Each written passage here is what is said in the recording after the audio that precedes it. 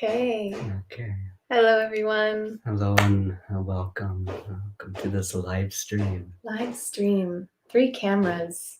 Live from our bedroom because there's construction next door. So I sent you some dragon fruit. I sent you some questions on your WhatsApp. Okay. Thought we could start by asking each other and answering some questions. Maybe just having a dialogue. Okay. For you who are live with us, if you are live with us or watching this recording, we have recently created this Tantric Immersion Program, and it's also like 3 months access to our school. Do you want to talk about why we created it before we get into these candid questions? Yeah. Well, we felt there was a need for our students and also for the broader community that we present Tantra, to attempt to present the breadth of the Tantric tradition. So with this, we wanted to present teachings in traditional Tantra and teachings in Trika Shaivism, and also even to cover the Tantric yoga side of things. And so in doing this, we're really like giving people a deep taste of Tantra, I guess. Mm-hmm. Yeah, I think also something that another thing that inspired it for us to create this is so often we've heard our students talk about how difficult it can be to do sadhana. Mm-hmm. And for you and I, we've been living in an ashram for 20 and 10 years. It hasn't been so difficult to commit ourselves to our sadhana, and being out in the world with a 3-year-old, living that householder life in a really big and beautiful way has made it very clear how difficult it can be in this chaotic, noisy, overstimulating, disoriented, and maybe not necessarily aligned with the divine world. It's hard to stay consistent with sadhana. And so really, I think if I could invite you to perceive the Tantric Immersion Program in any way, it's a way to plug yourself in to resources and sources that will, with our fullest intent, hopefully continue to inspire you and give you that aspiration to continue to do your sadhana. So even if every week or every day, even to some degree, you fall off, you forget, you move into the unconsciousness of ignorance, let's say, you have this place to go to where you're going to continue to be pulled back in and realigned with that which is of the utmost importance. Whether that be through the WhatsApp group and the community, or through Bhairav and I think this is like almost the most, you can't afford a one-on-one mentorship in a way, you kind of get that here because there's an access to us through the WhatsApp, question and answer periods after every class. All of this is part of it. So this 3 months alone isn't going to give you, you're not going to walk away knowing everything there is to know about Tantra. Why is that?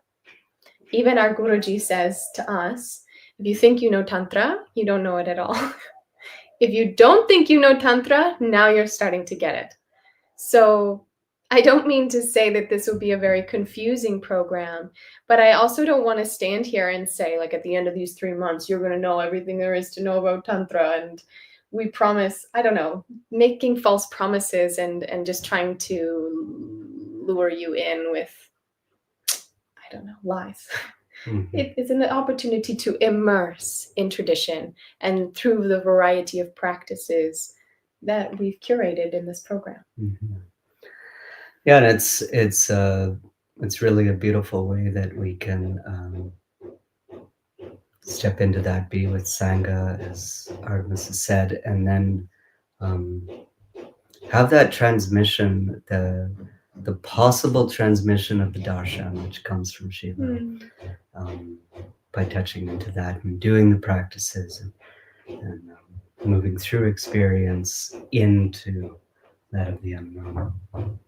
Learning together how to make space for grace, which is always falling, but hard to perceive in this chaotic world. Exactly. Should we get into our juicy questions for each other? Okay. So I've been given a set of questions to ask Artemis. Well, I didn't necessarily write them either. I don't know what you're going to ask me, actually. Oh, you don't know what you're going to ask No. me? Okay. Do you want to go first? Okay, sure. First question. Why do so many spiritual seekers stall out after the initial honeymoon phase of practice? And how can we cross that plateau? Good question. In this moment, you're okay? You're comfy? I think so. What's coming to mind is a young man who maybe is going to watch this, but that I work with or have worked with in one-on-one mentorship. And it actually, it's not unique to him, this experience, but it's something that I have come across in many different students, which is like the honeymoon, even in your romantic relationships, it's exciting. You know, it's filled with joy, it's filled with ecstasy, it's filled with curiosity and the unknown, and lots of fireworks and romance and all of this kind of thing. And that's really what our initial meeting with the divine can be like: pure ecstasy and an overflow of spiritual experiences and a clearing of karmas. And then as we actually start to set into that relationship, there's a maturity that's kind of required, where things become comfortable. And I don't mean that in a negative way, but you start to get to know the other, and like the real work starts to have to come. You're not seeing the fireworks, you're not seeing the instantaneous change in your behavior that you might have had when you first sat to do your meditation. And so then you start to think that it's not working. And then you flip and try another sadhana, a different teacher, a different tradition.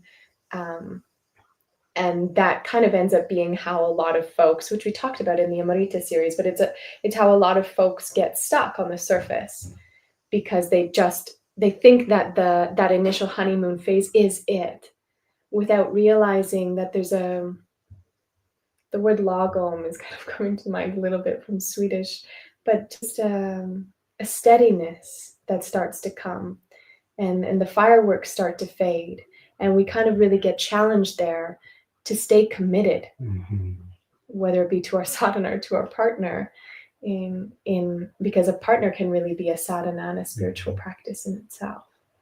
Beautiful. I like that. And I remember, I think it was our guru, Guruji Rajkumar, who we were asking about bhakti yoga, and he said mantra is bhakti. And I didn't really understand it, because the way that we do mantra in that tradition, it's very much like mental repetition. With or without the heart, it doesn't matter. But I realized it after many years. Like, do mantra for 10 years, then you really know what devotion is, because it's the consistency that matters. It's not those highs and then that feeling of gushiness that we have. That comes and goes. But is the consistency to the divine there? That's bhakti. That's like a deeper devotion. That's like something that is there from hard work, from intention of being placed again and again on the divine. It's like knocking on the door 100,000 million times to realize truth for the sake of truth. Yeah. In this moment, it's also coming forward, like if we perceive our spiritual path as a path to the top of the mountain, let's say, or maybe even to the top and back again, there are going to be moments where, if you've ever been on a long hike, where you can't see the tip, you don't know where you're headed, you have to just trust the path is taking you the right way. You're going to have doubts. There's uphill, there's downhill, there's mud, and there's all kinds of obstacles. And so that initial moment where you're looking at the map and you're like standing in front of the mountain at the base and like, oh my God, I'm going to hike this thing. That's very exciting, but it's a very different experience from when you're camping only a third of the way up the mountain. It's raining, you can't see the top, and you're questioning whether this was the craziest thing to do or not. So the spiritual path can very much be compared to this. Good. Yeah, and so many turn back then because of that. You want me to ask you one now? Okay, ask me a question. Okay, so how do you carry sadhana, spiritual practice, through messy human experiences such as parenting, partnership, money worries, or even boredom? Those muddy parts on the path. Those muddy parts on the path and the boredom on the path, all those difficulties, steep climbs, the slides back down. I think that there needs to be a lot of trust and faith. That, for one thing, and I learned this from one of my teachers a long time ago, that there needs to be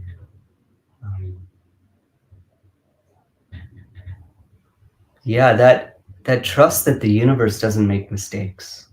It's like the universe, first and foremost, contrary to popular belief, maybe, the universe wants us to be happy. That the universe is rooting for us to be happy. And so with that comes also that any kind of path we're on, whether there be hardship, difficulties, and they are very numerous, that's not a mistake. It's not like we've done something wrong, so therefore now we're being punished. That's like an old paradigm of thought that there's a punishing God that will, like, I don't know what, punish us for some reason. But actually, what if we can learn from these difficulties? Like, we step in a puddle on the path, we get a wet foot. What do we do next time? We don't step in the puddle. Or we slip down the path, we take a different way. We find ways to navigate through the world rather than giving up, falling victim to like self-pity, falling victim, and knowing right from the beginning, right from the get-go, there will be difficulties on this path. It won't always be bliss. In fact, maybe the blissfulness steers us further away from the truth because we expect it all to be the path to be filled with butterflies, rainbows, and leprechauns. But we know that life isn't that way. So why should the path to the liberation of life be that way? Yeah, this is, I think, also how we really get caught in spiritual bypassing, in wanting things to just be rainbows and butterflies, and then avoiding using our sadhana, our spiritual practice, as a way to avoid challenges then. Just using those transcendental practices, which are very closely associated with disassociation. So as a way to just cut off from the world and escape life, which might be necessary for a time, but cannot be how we live in the world. And I would encourage people who are maybe in that phase to not be acting as spiritual teachers. Yeah. I would also add that for myself, in times of muddiness on the path, I will reflect on how every time I've stepped off the edge into the unknown, holding nothing other than my love for the divine, I've always been delivered, you know? And so I'm maybe in a time where I'm falling in the unknown, and I notice my mind and my ego trying to grasp into how can I control, how can I fix, how can I change, how can I make this go back to, or whatever story it might be kind of saying to itself. And it's recalling all of the other times that God has basically been there for me, that I am then able to trust in that falling, surrender into the feeling disconnected, the grief, the loss, the doubt, or whatever it might be coming up and manifesting as. But I just lean on that very simple dichotomy. Any other time that I've trusted in the divine, it's always worked out. Anytime I've tried to chase my mind, it's always ended in suffering. And so just like as I'm falling in or sitting in that dark room of not knowing what's going on, that's been a big source for me. And then I guess in that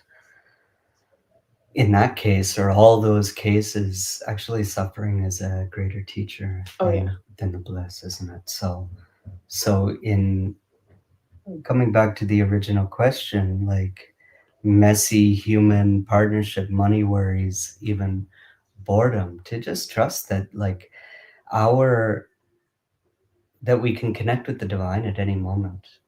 And the mundane issues, the everyday issues, will be ups, will be downs, will be ups and downs. And to find that midpoint, not to say that we can't have those ups and downs anymore, those still occur, but we have a deeper knowing. Accessible. Yeah, and this is kind of why when we say, keep the sacred at the center, it's because the sacred is the map, in a sense. The sacred is the path. So you're facing the muddy path of the chaos of your responsibilities. You're facing the crevice that you need to jump over, which is like money, insecurity, or whatever it might be. But it's the path that keeps you steady and strong, and eventually, if you're consistent enough on it, I would say also unshakable. Like a postpartum for me was a time of great confusion and grief and loss, and we lost the ashram, and great turmoil and change, and even the falling away of friends and community. But having, even though I couldn't even do my sadhana the way that I used to, because I have a baby and I'm getting up all night and I'm working, in service all day, all night, this having the divine inside of my heart and being able to connect with that just through just this moment, it became this unshakable connection through the hardest times. Yeah. Okay, let's look at our next question.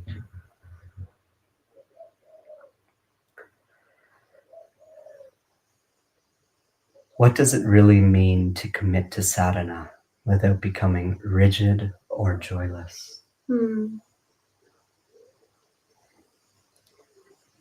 Yeah.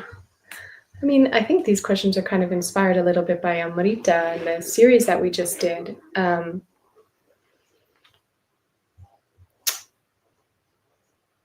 It's kind of like what we were talking about in that series of falling in love with the divine, falling in love with your sadhana. And yeah, okay, we can't always be in the honeymoon phase, but I don't know, if things are feeling kind of stale with your partner, then maybe you take them out on a date, or you go buy them a box of chocolates. I don't know, you never bought me a box of chocolates, but you know what I mean, just some sort of like way to blow freshness into it. So yes, get a crush on your sadhana. That means like fall in love with it. Choose a sadhana that you like to do, and yet know that eventually, you might come to a place where it's feeling stale, even though you once loved it. And that doesn't mean that we switch now. We switch sadhanas, because that's how we never really go deep. You have to move past that plateau that will eventually come. But you can go to a retreat. You can pick up some scripture. You can go talk to your teacher. You can connect with Sangha. You can gaze at the photo of a master, or whatever it might be, that then kind of brings that aspiration back, which I think is something that we all face and then fall off the path because of, which again is this big part of why we created the Tantric Immersion Program, to just support people. What would it be like if you were consistent in your sadhana for 3 months, and that even if you fell off, even if life got busy and you didn't stay consistent, you had this support network of teachers, of community, of teachings, of practices to turn to at any time, with like no excuse in a sense, because there's pre-recorded 10-minute things and there's live 2-hour things and everything in between. So whatever tickles your fancy, it's there to inspire you. Yeah. Yeah, I've often felt that in the beginning, it seems like we need to have a certain amount of discipline to sit and do our practice. And a lot of people like come and they ask this question, like, how do I stay consistent? How do I discipline myself? And what we need to awaken through that discipline practice, deeper than that discipline, is that love for the practice, as you say, or the longing that, like, my practice doesn't just like I don't know what, like, bring me a greater ability to focus and concentrate, or or I don't know, make me fit in body, but actually, what does it do at that deeper level to create that longing of practice? And through longing, then even if we miss a day or 2 days or 3 days, it's not about a discipline of staying rigid into that, but actually, the heart longs even greater the more time that we're away from the practice. So it's like this elastic band that stretches and stretches, and it becomes that stretch is so strong, so it pulls you back automatically, even maybe stronger than before, because that longing is what is helpful for you to realize truth, and a very necessary component, in my opinion. Yeah, I think in the beginning of the path, when we stop practicing, so we've been practicing for a while and then we stop practicing, maybe it sustains us for a little bit, but then you will run into situations where the anxiety increases, the insomnia comes back, we're more irritable with our partner, or whatever it might be, and that is part of like what pulls us back, of this, like, I need to inject that into my system again, because I see that I'm having more difficulties. I need, like, it becomes this like breath or water, and like I need to return to it because my life is not as good without it. And then I also think what starts to happen, maybe through certain levels of realization or understanding, it becomes an undeniable perspective. So it becomes clear that every moment of our life is sadhana, and that formal practice is still, I think, so necessary to just like formally check in with ourselves. Like, am I still aligned with the divine? Am I deluding myself and just saying like I'm always doing sadhana, or whatever it might be? But the more and more we start to shift our sense of self into awareness, out of ego, then it is kind of this all expansive, all embracing space of being where you cannot be separated. You don't do your sadhana to get to the divine. It's just here and now and always. Kind of reminds me of the first time I ever sat in satsang with Francis Lucille. And he gave this amazing satsang, spiritual talk, let's call it, for someone who doesn't know that term.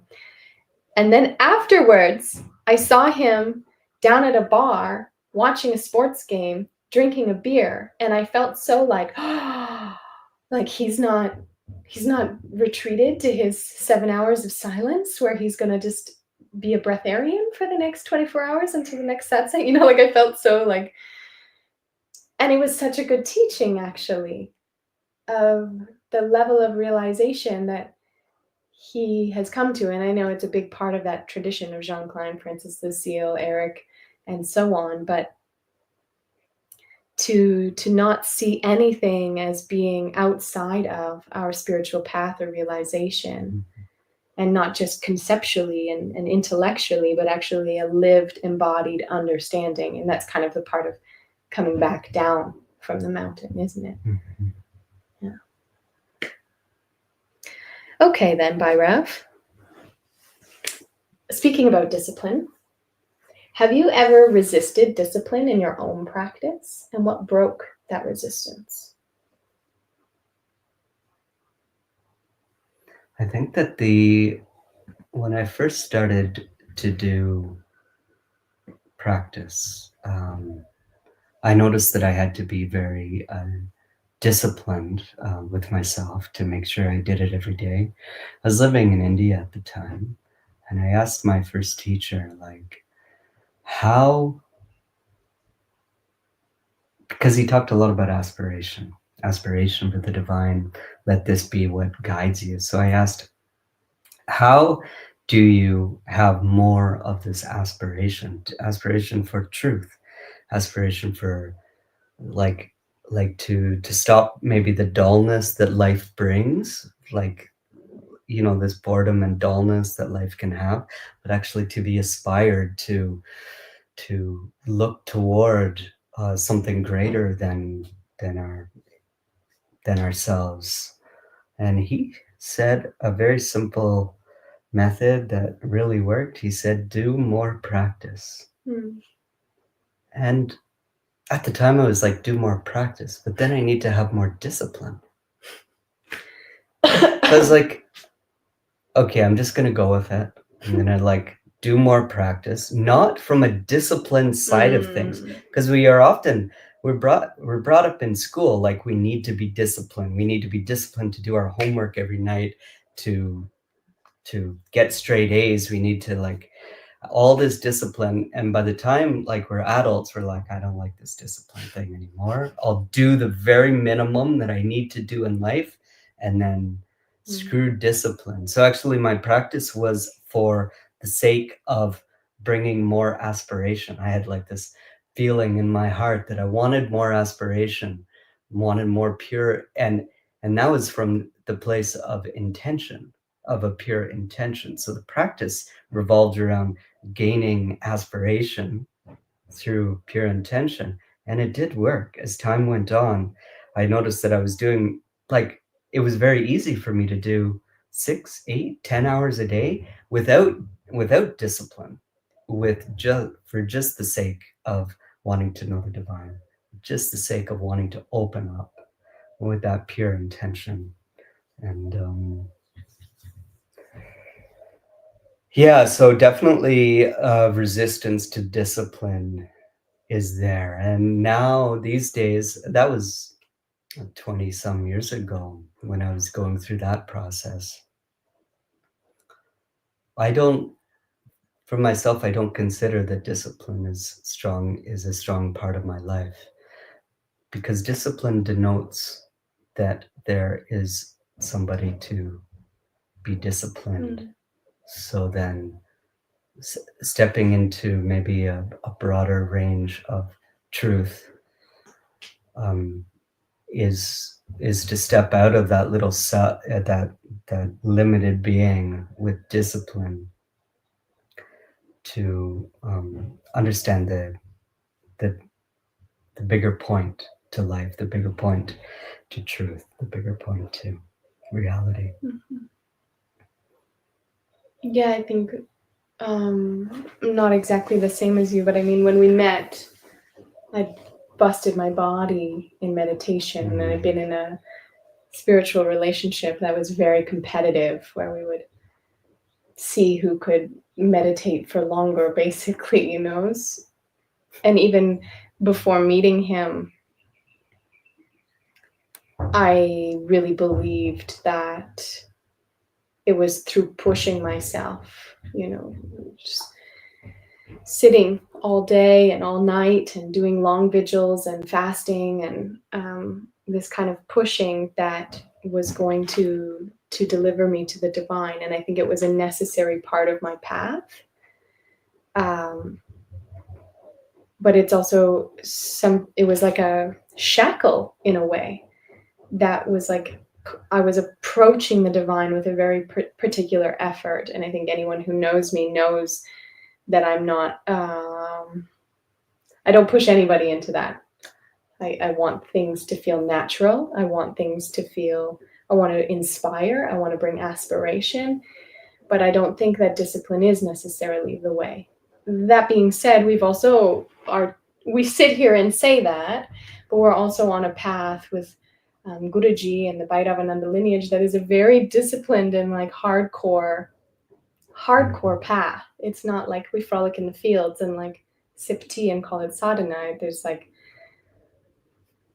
really fasting for long periods of time and meditating for long hours and fire and, you know, not bathing. And so, and yeah, I guess what I mean to say, maybe it's to define or establish the difference between discipline and what is the word that I'm looking for? Like ardor. Yeah, earnestness.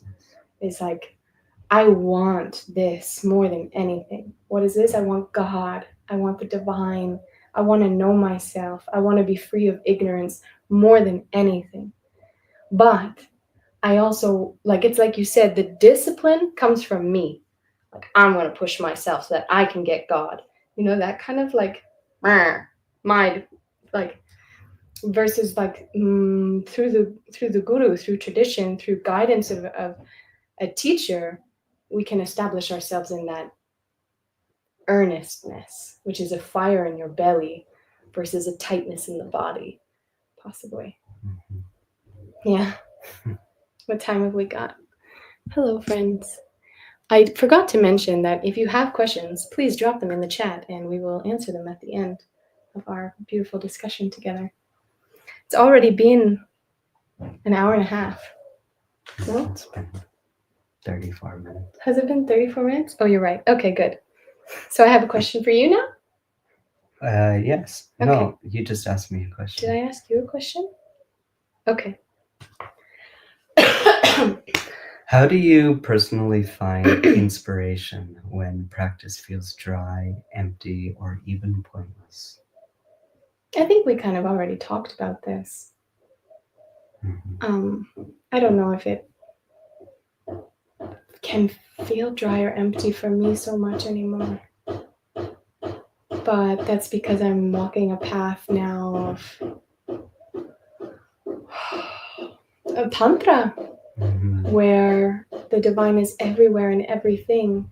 I listened to a friend the other day talk about how they wanted to leave this world and the suffering that's in it. And that was my experience once, but it's not my experience anymore. Like sitting with Pranaji, this Kashmiri saint in Kashmir in India recently, he guided me to a place that I so often go in my sadhana, but it was just so instantaneous of being everything, but not in this like place of separation, like I am this here and I am that there and I am this over here, but rather that spanda, you know, that vibrant, rich aliveness of awareness of the divine that's in everything. And of course, in this moment, I feel in this body and I feel that I'm looking at you and I'm in a bedroom and I'm localized, but this isn't any sort of indication that I've lost something. So maybe there's a kind of maturity here that doesn't mean that I don't want to stand here and say I'll never go through the dark night of the soul again and I'll never have doubt again. So then maybe to reposit the question a little bit. What was it? Where is it here? Yeah, how do you personally find inspiration when practice feels dry, empty, or even pointless? Maybe more like, what would I suggest to somebody at this point? Or what would I hope for myself if I ever face that again? Like, I hope that doesn't sound too lofty to say, but it's been said now. I would pray. When I think of any time that I felt lost before, I pray. I pray to God. I sit at my altar. If I can, I go to my guru. I have so many players now compared to when I first started this journey 15 years ago. I have so many strong friends, strong sadaks in my life, like a multitude that I could turn to, that I know would take my hand in a moment, in through WhatsApp or anything like that. And teachers as well that I love and cherish so much. So I guess I have been choosing the divine for so long that the divine is now giving me those fruits of spiritual community, of teachers, of teachings, of places to turn to. So I guess, like, I would say, if you're feeling that lack of inspiration, then choose the divine, pray to the divine, and really water those fruits that come, even if it's just one person at first, one teacher, one friend, one book. Keep watering that, and more will come. Mm-hmm. Yeah, I've often felt like when this comes that I need to go to India.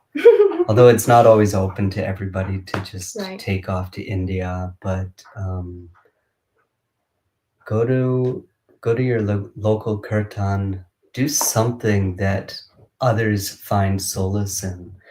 Sometimes even church.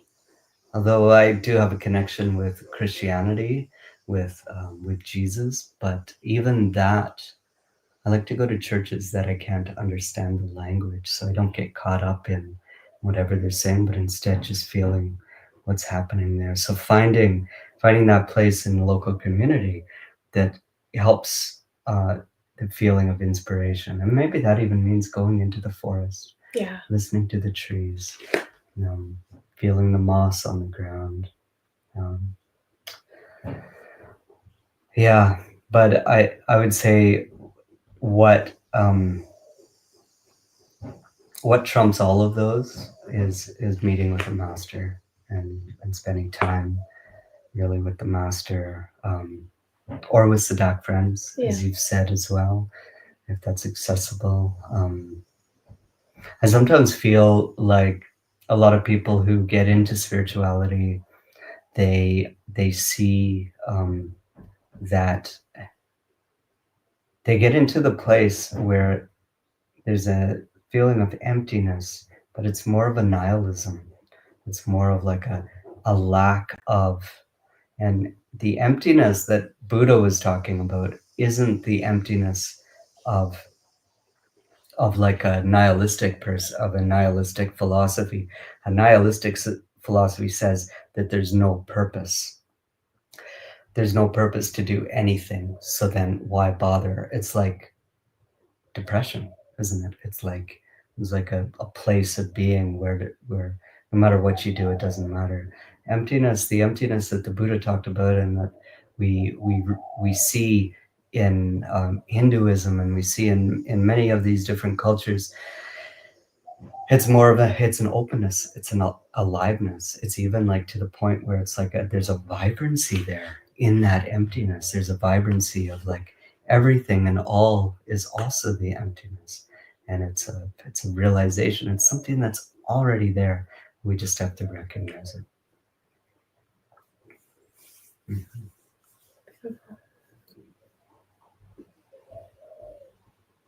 I'm asking you now. I think you're asking me now. Okay. Is Tantra a path that's meant to be walked alone, or should we be walking with community? And how do we know when we should be walking alone or with community?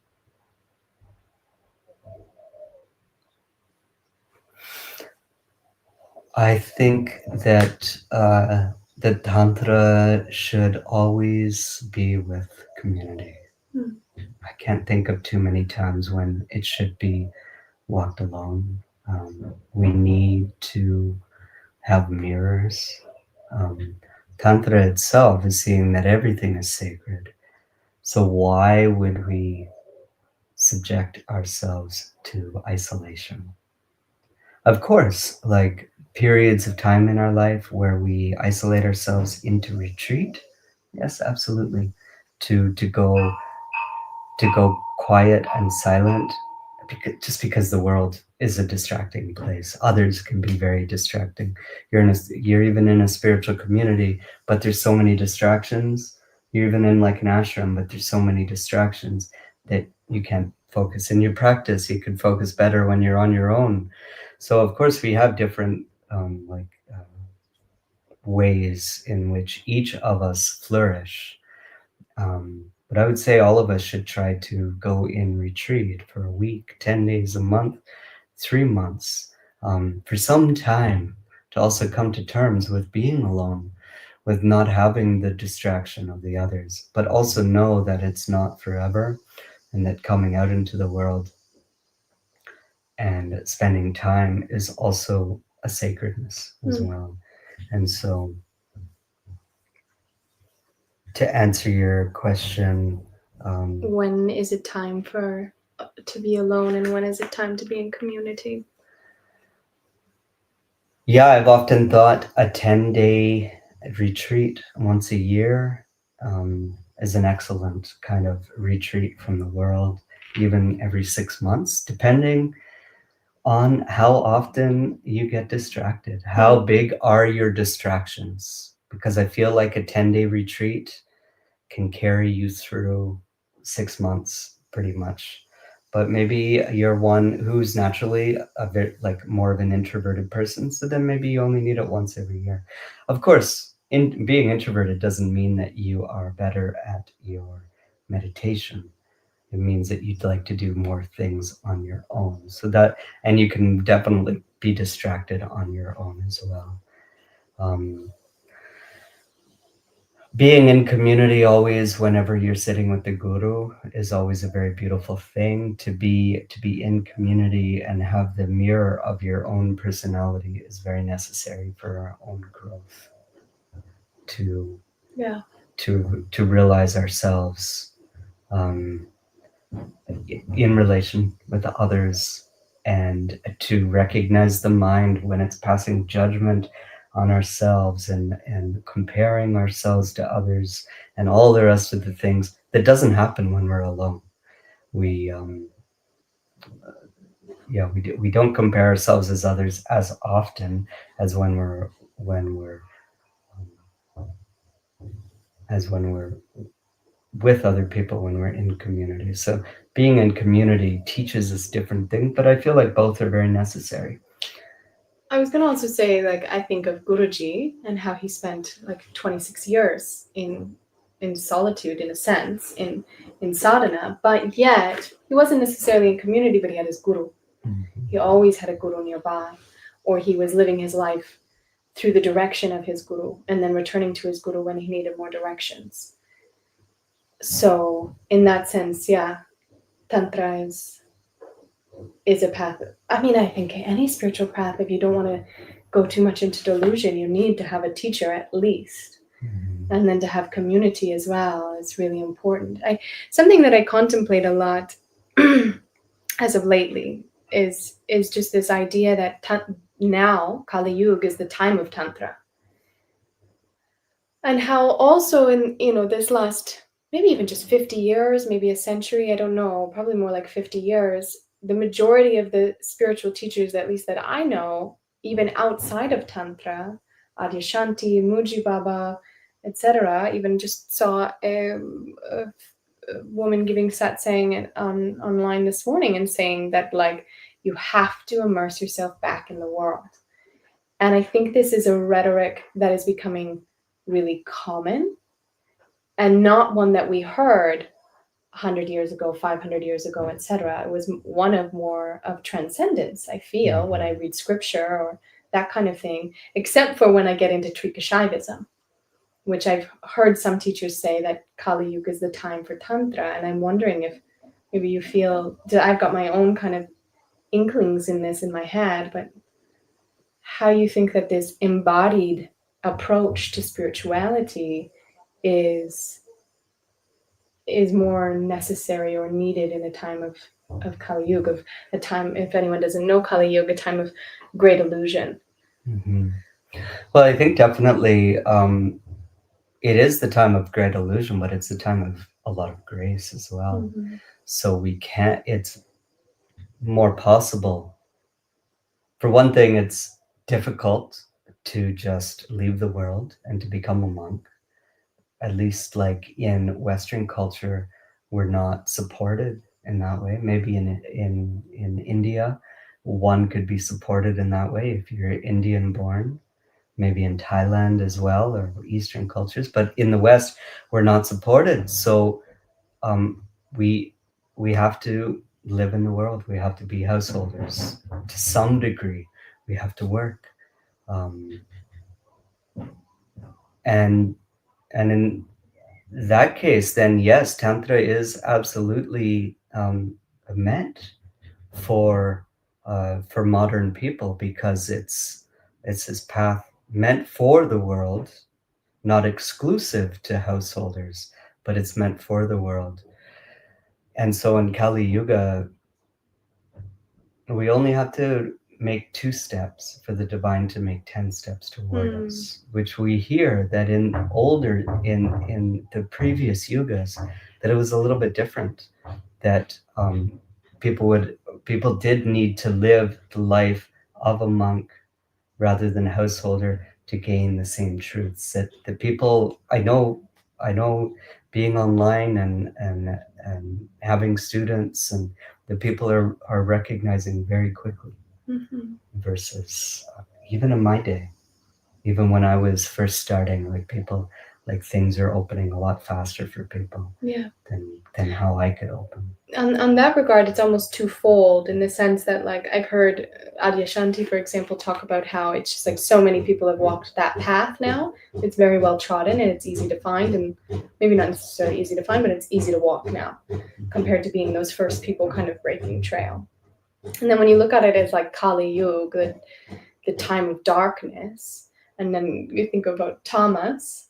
This is like my contemplations thus far, so it's going to be a bit of a rambling, but the tamas guna, is the guna where it's the fastest for our spiritual awakening, and yet potentially the most dangerous. So it's almost like what Kali Yuga is a time of tamas, and then therefore time that is very quick to awaken. Like you say, you take 1 step towards the divine and 10 come back to you, and yet it's more dangerous because everybody's a yoga teacher now, everybody's a meditation teacher, and everybody's enlightened. So it's harder to distinguish or discern in this world where it's abundant and yet hard to find to some degree.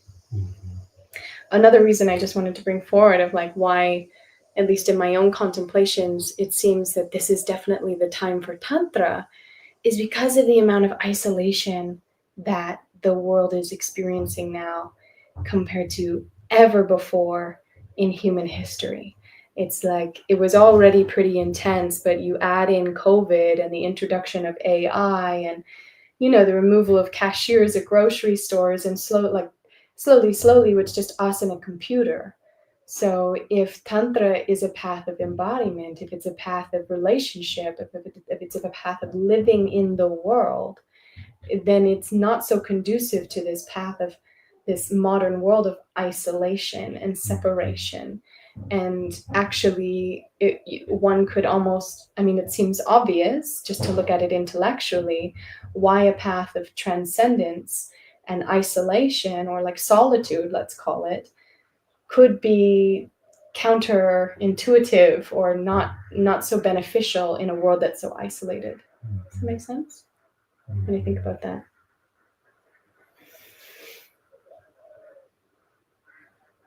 Yeah, I think that you've hit the nail with the hammer. I think it's beautiful, that vision. And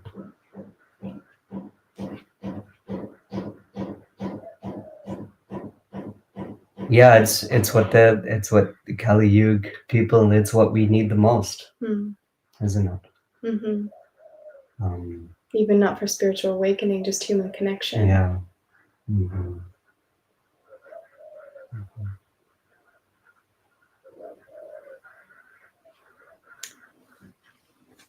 Your turn. If any questions again are coming up as we're going through this, just drop them in the chat and we'll answer them all at the end. It's so nice having this conversation with you. Mm-hmm. Yeah. Yeah. What role does study, Shastra, lineage, philosophy play in keeping practice alive versus direct experience? It's a really good question. I think first I'm going to just say, how my path has unfolded in this incarnation, in this life, it has a great influence on then how I teach. I'm not going to regurgitate things that I've heard. I need to have that direct experience and knowing to then share it with others. And for me, so much of the path, like I say in the beginning, was discipline, and then it was like a thirst that needed to be quenched. And so I didn't want to have anything to do. All I wanted was Atma Vichara, who am I? Who am I? Who am I? And I had this earnestness in my heart and chest that was like, until I know that, nothing else matters. And so I had a great period of time in my journey so far where I dismissed Shastra. I hated your teachings on Kundalini. It was like too much, too complicated. I just needed to know who I was, And so it's like I gave myself to that completely, and by God's grace, there was some seeing, recognition that came, and then there was the whole reintegration process. So then, because that's been my personal journey, I then am only going to teach from that place. And if someone is coming to me who doesn't know who they are, but is asking me what Shastra to read, I will say disregard the Shastra and find out who you are. And now at this point, I have a lot of different tools or teachings that I give for that, meeting each individual where they're at, in a sense, like we're all lost in the forest trying to climb the mountain. So each instance is based on where in the forest each individual is. And yet for me, that is of the utmost importance, because for me, then in the integration process, that's when I really started to pick up the Shastra, and that's when I was being confirmed, not only through my teachers and through you and through, my own experience, but then I was reading things from people thousands of years ago and being like, this is my experience. And I think if we do the reverse, this is only my own personal opinion, and I know it's not law, but for me, if we do the reverse, then we can get too caught in the head on how we're interpreting the Shastra, and then therefore that's how it should look, and I need to try to strive for that experience, and it can be really complicated. So again, this is also why I don't quote Shastra a lot as a way of teaching, but try to speak from more of a lived, human, relatable way. And simultaneously, this is also why we've structured the Tantric Immersion Program in this way, largely influenced by my opinion, that I want people to have that direct experience of Tantra, and then later we're going to give in-depth philosophy like we've never given it before, in a sense, but so that they can then be hearing what we're saying about what Tantra is, and then going, okay, I experienced this here, or this is kind of like the practice we did there, or so on and so forth. What do you think? Yeah, I of course, like, I by no means a scholar, like I'm not a scholar at all. Mhm. I've always based my first teacher. He used to always say, um, "An hour of an hour of practice is worth 100 hours of theory." So we could study and study and learn theories and talk about the divine. Um, but why not taste the divine? You know, Mhm. as Ramakrishna also said. So at the same time, I feel like Shastra and um, spiritual scripture can take the place if we don't have a guru present in our life, that we can see the guru every day. Like, say you lived in an ashram, you could see you had satsang every day or every second day with the guru. You're immersed in that lifestyle. I feel that if that's you, then great. You don't need to have scripture, because scripture comes from the mouth of your guru. But if you don't have that and you live in the world and you like reading things anyways, try to read some scripture every day, not as a study manual, not to be like, what does this word mean? And trying to like logically understand, let things go over your head. And this is always the way that I read. I just read to let something imprint into consciousness, let something like be there, rather than trying to like necessarily understand every concept that was given there. I just allowed it to kind of marinate in there. Even to read a scripture sometimes before sitting to meditate for an hour, and not like contemplating that like logically or something, just letting that be there and then going into meditation. And I found that it's really helpful over the years. Now that being said, like, it's not like I do that. I study one scripture religiously every day. I don't do that by any means, but definitely Shastra um, can be helpful to take the place of the teacher, especially when we read Shastra, not from a place of that scholarly attempt to disseminate the teachings, but we do it as that quiet and silent contemplation, to do it from a place where we meditate before, to for 5-10 minutes to get into contact with the author of the text, with Patanjali, with whomever, Vasugupta, with Abhinavagupta, with whoever wrote it, and then to open scripture. Because a lot of times the books that we read, the spiritual books that we read, they are commentaries and opinions upon those scripture. So they have their own flavor and commentary on them. Like, if you read a book that's been written by a pastor, for instance, instead of reading the New Testament yourself, you read a book that's written by a pastor, it'll be colored by that author. So it's good to read books by Adyashanti and Muji and this, but what about actually going to the original Upanishads? Let's say, read a few lines from there, and then flow into your meditation. We go back to the basics, to like not be colored by any of the contemporary thinkers, but actually what was meant by the yogi who wrote the Katha Upanishad or whatever text. Um, yeah.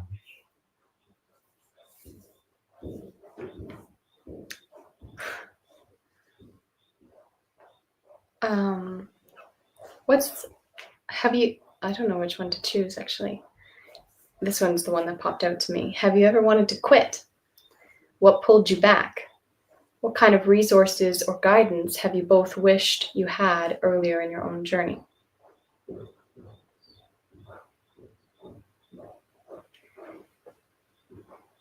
Mhm.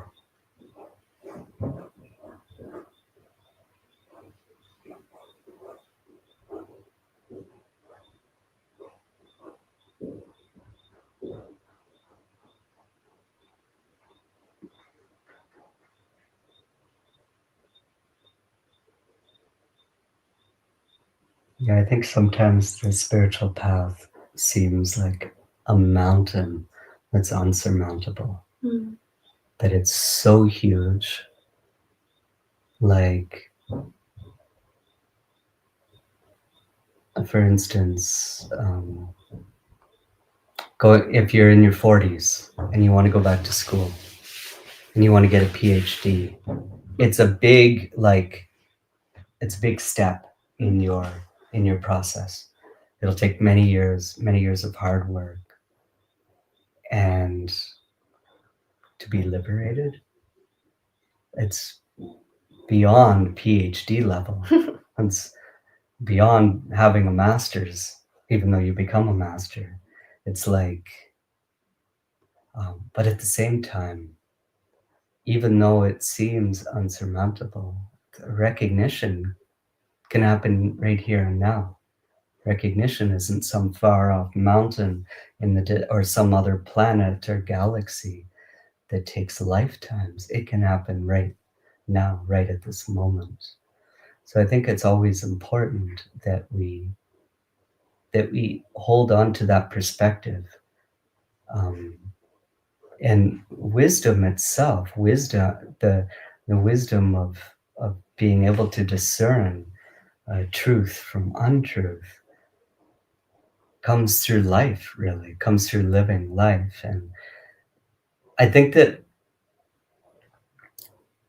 early on, because I had a very strong practice, it rooted me in an understanding that I can't avoid my spirituality. Like I just can't like one day think, okay, I'm gonna quit and go get a job doing whatever, or change my lifestyle, or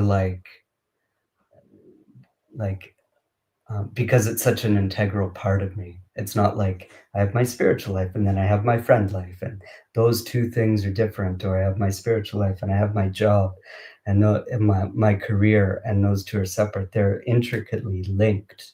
And not because like I'm a tantric teacher, and not because I have friends who are more maybe spiritually oriented, whatever that means, but because like that spiritual side of myself, the spirituality, consciousness, is the ground of everything else. There's no separation there. I can't quit being consciousness. It's like saying you can quit life. You can't quit life. Life continues onward. And it's even more than that, because even once you quit life, spirituality will still be there. Once you pass away, once you grow old and die, or whatever happens, spirituality is still there. So there's no avoiding it. We have to like come to it face to face, and in the mirror of consciousness, and open to it, speak to it, come to terms with it, that this is like part of life, and understand it and invite it in. What do you think? Sometimes I get a little nervous to answer questions like this because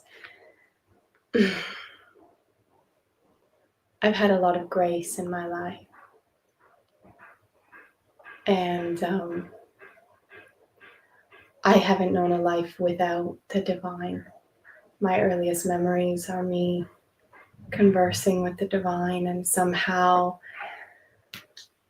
I was taking the Catholic teachings and totally misinterpreting them in a very tantric way without even having that understanding. But I think I've talked to you about how, as a child, like it was so obvious for me that God was in the trees and God was sitting with me in the grass, and I spent a lot of time alone in nature because I had two brothers off doing their own thing and I was the eldest, and so, to, like you say, like it's not possible to quit God, to quit my spiritual practice. Like And so that's why I feel a little reluctant to even answer that, because I understand that that's a great boon, like a great blessing, that not everybody has that that really great gift from the divine. And maybe my second point can help a little bit, which is just talking about what you're saying of how enlightenment or liberation can feel like a great undertaking. And it's kind of like you said before, I think it feels like a great undertaking when and spirituality feels like something we can quit, when it feels like something we have to do. And I've known that feeling, that like I need to do this spirituality. And then I've also known the grace of realizing, like, wait a second, there is no doer. There's nothing to be done. And I will actually float or be carried up the mountain or along this path much more smoothly and with more vitality and vibrance and beauty and joy, without having to apply the effort of stepping into a doer who's going to climb the mountain. Whether I'm progressing or not, I cannot say. But even just being hooked by the idea of needing to progress, I feel liberated from that, which was once something that, without recognition, was burdening me greatly. I'm feeling like I need to progress on the spiritual path. I need to attain. I need to reach something. Well, now it's just a full trust in life, in the divine, and like, even if I'm just like going back and forth along the same place, I'm loving it. I'm loving life. So it's like, and I also understand that through no will of my own could I go anywhere, do this any better. Do you know what I mean? So it's like, through just surrendering, I know I'm going to move along this path much more smoothly, effortlessly, and successfully, if there is such thing as being successful on this path. So I guess I have quit in some regard, because I've quit putting my own effort into it, and I don't feel I can be separated from it, and I never felt like I could be. That's the part that's a little bit, yeah. I love this metaphor of floating down the stream to the ocean, because it's actually, when we put effort in, it's like we're swimming against the current. Yeah. But if we just allow ourselves to surrender to life, to surrender to what is, surrendering doesn't mean being passive either. It means taking an active role in our life, and taking that active role might mean putting a lot of effort into things, but also knowing that there's also an effortlessness that occurs from that surrender. So we can also surrender into doing practice too. We can put, and that doesn't mean that even though it seems like the body takes a lot of effort to do that, it also doesn't. Or like I recall when I was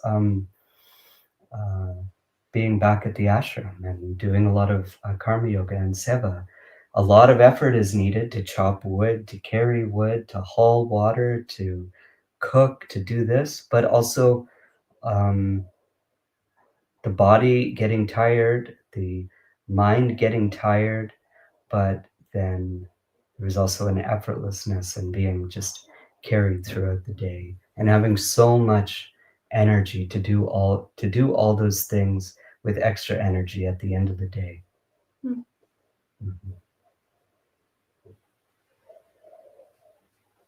My turn. I think. Yeah. I should have just had it on the same phone. Sorry. What pulled you back? The question was also, what kinds of resources or guidance have you both wished you had earlier in your own journey? I don't know if I necessarily could have found it any earlier, but finding spiritual teachers that there's just a lot of superficial spirituality, and I spent a lot of time in that, where I don't know what their answer would have been if I'd asked, like, why are we here? Why do you do this? And we talked in the Amrita series about like moving beyond our sadhana being for relief from life, and not needing it for relief at all. And so if I could like go back in time, I was again quite blessed in that I found pretty authentic spiritual teachers right away. Even when I think about being a young child and meeting Marianne, who was a Buddhist nun, and just she didn't even teach me meditation, but I saw her meditating, and that was just such a darshan that then stuck with me for life. Like haven't stopped creating altars and sitting in front of them since that age. And so I guess to the resource that I would wish for people is like to find teachers and sangha and teachings that are truly rooted in wanting to help you find truth, not just relief from anxiety, not just a better sex life, your abundance, your dharma, or like your purpose in a more materialistic sense, but like wanting to guide you back to that truth that is fundamental, foundational, and that which is the source and fruit in all other areas of our life. So how do you find that teacher? I feel like maybe asking them, like, what do we do this for? Why do you do your sadhana? Always knowing who their teachers are. Anytime I find a spiritual teacher online that isn't listing their spiritual teachers, I find that very suspect, very questionable. And you and I both just naturally have a longing for the divine, and so are open to shamanism, to Sufism, to Christianity, to Buddhism. Tantra is an anchor for us in a lot of ways, but we're not rigid in that. And so the way that I navigate and discern is the lineage that they're a part of, the teachers that they have, also the students. This is a big one for me, like the students around that teacher. What frequency are they holding themselves in? I know.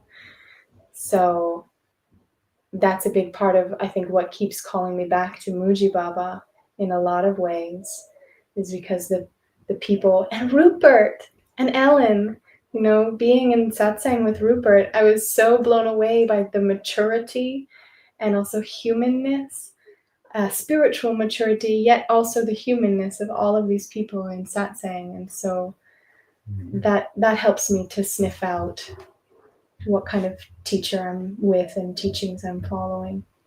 Yeah. And then because truth shows up in each incarnation in its own unique way. And so my values, my understandings are going to be unique in the way that I express from you or the next person. So then finding a teacher that also resonates. Yeah. Yeah, I remember I somehow, when I started practice, there wasn't any social media really, a little bit of Facebook, but nothing like what it is now. And it was, so I didn't really have much choice. I just went to wherever people were saying was a teacher, and I found a teacher right on that I felt a lot of fulfillment with for many years. Eventually I did move on from that teacher. And years later, when I started to teach in a town in Canada, I taught like the Ashtanga Yoga, the 10 limbed path, or 8-limbed path, sorry, of the yamas and niyamas, and I was teaching these along with like the meditation, concentration, and all the rest up to samadhi. And I was saying how this is like an essential aspect of every path. What is at the pinnacle of this path? To question that, to question like, what path am I following right now? And what is at the top? Is that a place that leaves egolessness behind? And one of the students I had in my path, she was like on a path of like, I think Wiccan, high priestess, something like this. I don't know much about it. So you might laugh at me if you know anything about it, but she was saying that after that, her teacher was kind of grooming her to become the head priestess for the path. And she started to look at it deeper, and she realized she had to leave it, because she realized that that path, at least that specific lineage that she was on, it was only for power. It wasn't for the divine. It wasn't for letting go of that power. Yes, we can come to important points, even in a lineage, to become whatever bishop, pope, whatever. But like, where does it lie? Like, where does your soul lie at the end of that? Are you just producing more karma, or is it really for union with the divine in some way?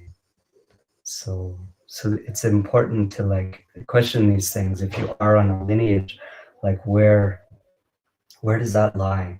Is it really to lie in a place of humility, a place which let goes of ego, a place that lets go of your individual self to rest in something higher? Or is it just for more power here, for gaining whatever abundance in this life? You know, what higher purpose is there?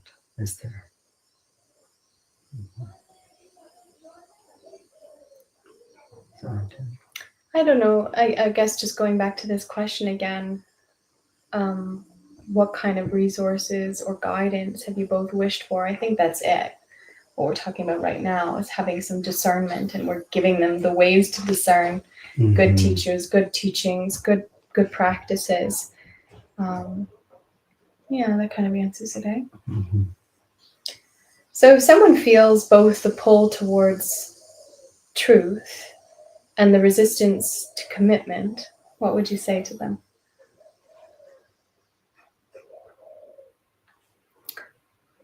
That's the last question there.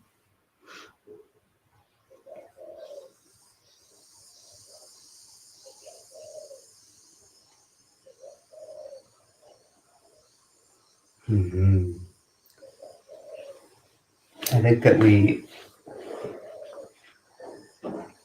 we often come into spirituality with a lot of doubt already residing in the mind, like doubt that spirituality is even real, doubt that a lot of doubts are there, but we don't ever doubt our own mind and the things that our own mind feeds us. Like, our own mind is like the creator of our world, which is fine because it is the creator of our world. Like, we through mind we know what is hot, what is cold, what is a table, what is chair, sky and earth, all the rest, which are very positive, necessary things in life. But then there's also certain things that the mind tells us that we fall victim to, like doubts in the mind. And I remember I also was very much in attune with this story. And then one of my first teachers, he said, look at like a spiritual master, say like Ramakrishna, or using the example of Jesus. Did they have any doubt in their mind of who they were as the divine? Did they, like, maybe along the path at some point, but put yourself in their shoes. Are they doubting really who they are as that divinity? And the answer is, of course, no. At some point, we have to let go also of the doubts and just trust in what the universe has to offer. So going back to the question, what was it again?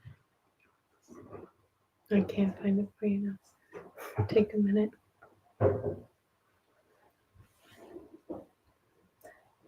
someone feels both a pull towards truth and the resistance to commitment, what would you say? Yeah, like that resistance to commitment. Is that resistance, is that just a story in the mind that you always tell yourself? Of course, like resistance to commitment can also be a karma too, can't it? Like we have a lot of resistance to different commitments, relationship commitments, commitment to dietary things we want to do, commitment maybe to jobs and lifestyles. So and of course we have a pull to be healthy people, but we can't commit to a healthy lifestyle. So what is it that's keeping us from there? What is it that what is keeping us from that? And maybe it's just a matter of awakening that longing in your heart, that rather than like needing to be committed to something, just opening that side of longing in your heart. And maybe for the time being, your karma is such that you can't be committed to anything. You can't be committed to a path, to a partner, to a job, to anything. But maybe you can be committed to awakening longing in your heart, to feeling your separation from the divine, feeling that sweet sadness that's there, because that sadness is also something that pulls us closer to the divine. I think also this is one of the beautiful things about the Hindu tradition or Tantra and yoga is there's a little bit for everybody. By this I mean like,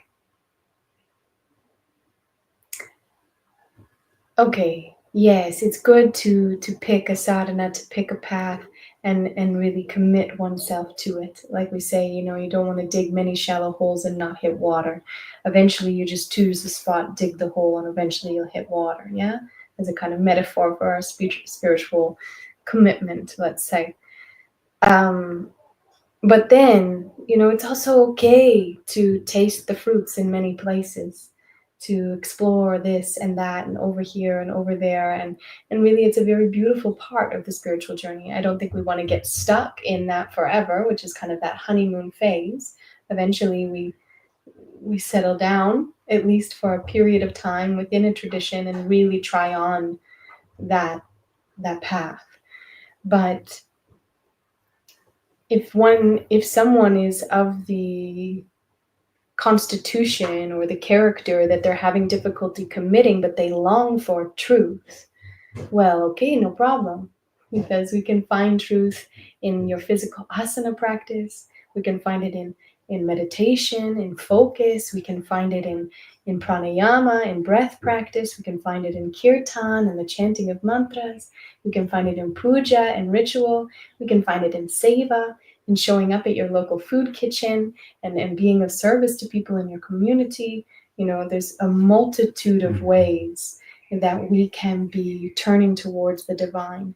And I think rather than like, okay, well, I'm not mature enough to commit, it's over, I'll come back to truth later. Never. Like for me, that's like a hard no, never later. Never later. Let us work together to find a way for right now that we find practices or a practice that lights you up right now. And when you start to find that plateau, when you start to reach the difficulty, reach out and we'll attune it. We'll fix it. We'll look at it. Maybe, like you say, there's a karmic block, a somatic tension inside of the body that we can start to unravel and invite back into the open spaciousness of awareness. But don't give up. Don't let this like, if I can't commit, it's over, or I'll need to wait until I'm ready to commit to start placing the sacred at the center. No, right now. Right now. And call me up. Call me up. I got a ton of practices for you, any day, anytime. Let's just, even then just lay in bed and feel your toes. Okay? Let's do this together. So yeah, that would be my do it now. Yeah. Yeah, resistance is a very funny one because we really believe resistance, don't we? We don't doubt when resistance is coming to us. We don't doubt that. We can doubt so many other things, but we don't doubt resistance. It's like seems to be such a fundamental part, but it's also just a concept. It's just something which is saying, no, I don't want to do this, like a toddler with his resistance to eat his vegetables or what is it, to go to put on his pajamas or whatever, you know. And so often we need to treat our mind like this. We need to treat our mind like the subconscious mind, because these things like kind of bubble up from that subconscious mind. We treat our subconscious mind like it's just a big powerful toddler. Like we don't need to listen to the toddler.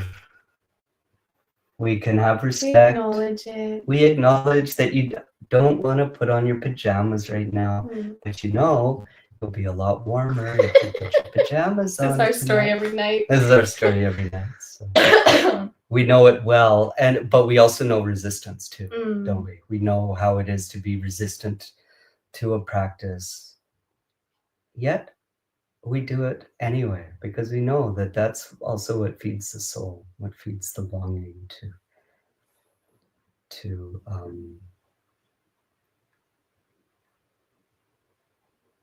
help us have communion with the divine.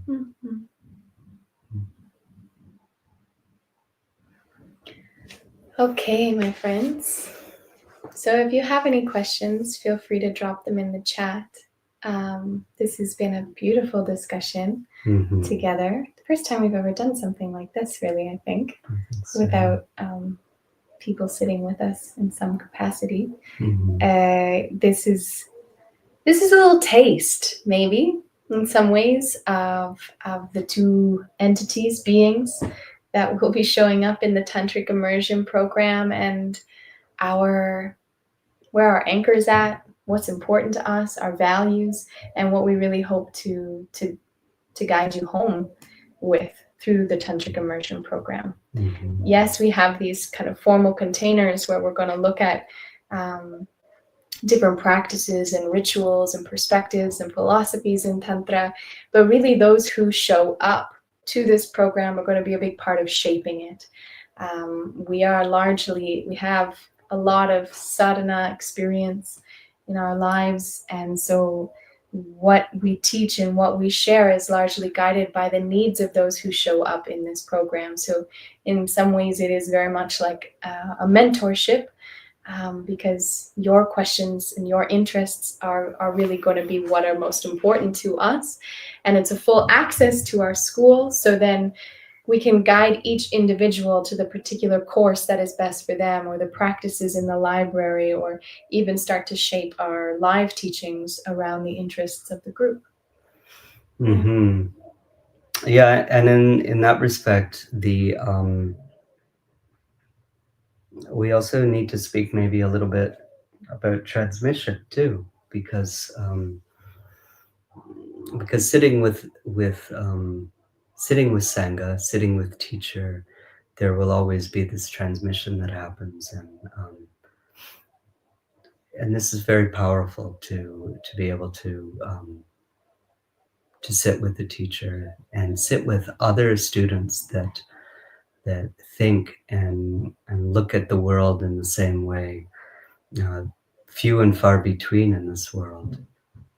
So it's also a container for this, to sit, to be together, to discuss topics as they're needed, and to share in this way. So I think there's 3 days left to register, and classes are starting soon. You can also register for the individual courses within the program, but obviously it's nicer to join for the entire thing, and it's quite a lot more affordable to register for the entire thing than each individual course. I don't think there's any questions. I don't see anything coming through. Is there anything else left to say, really? 3 days left to register. We said it. Yeah. I hope to have some of you join us. I know already we've got such a beautiful group coming together. And it's just nice to, as we say in this time of Kali Yuga, it can be difficult to not feel isolated and alone, and even more so if you have a heart that leans towards spiritual aspiration.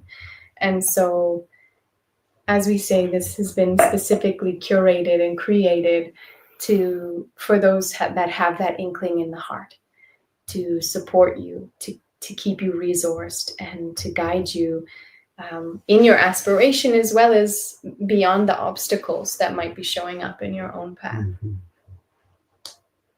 Okay. Would you like to end with the Shivoham mantra? Sure. Okay.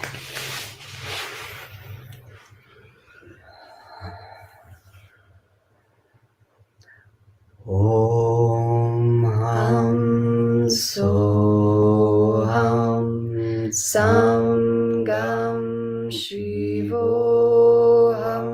Shivoham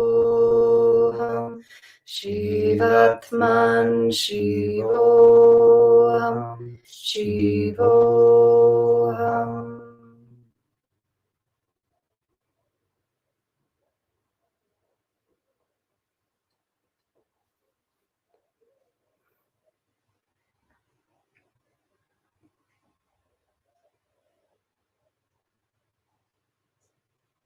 Okay, my loves. Namah Shivaya. Thank you for joining.